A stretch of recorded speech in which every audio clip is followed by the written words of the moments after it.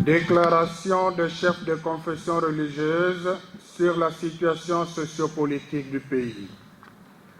Le prophète avertit le peuple, confère Ézéchiel 33, 6, sourate 103.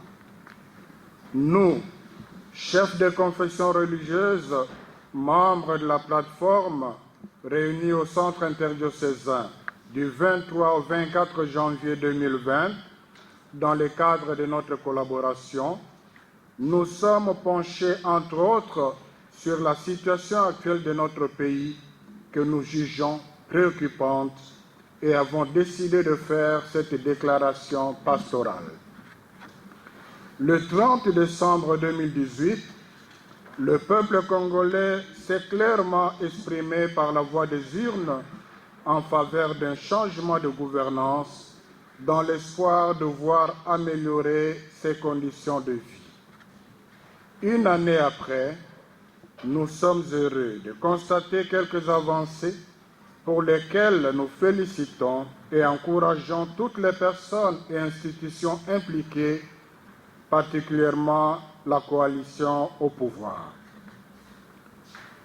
La décrispation du climat politique en général, avec les actes concrets comme le retour des exilés politiques, la libération des prisonniers politiques, la liberté de manifestation et l'encadrement de la police. La sensibilité des autorités aux difficultés de la population, surtout en cas de sinistre. La redynamisation des relations diplomatiques avec beaucoup de pays. L'évolution positive dans le processus de la gratuité de l'enseignement, les progrès de nos forces armées dans la partie orientale du pays, notamment dans le nord et le sud Kivu et en Ituri.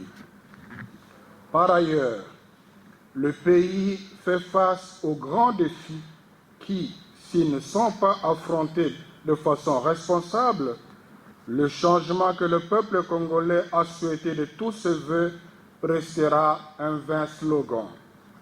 Il s'agit notamment de la dégradation de l'économie, la persistance de la corruption, l'instrumentalisation de la justice, le détournement des deniers publics, la porosité des frontières, la persistance de l'insécurité, particulièrement à l'est du pays, le banditisme urbain, la panne du processus électoral, l'exploitation illicite des ressources naturelles.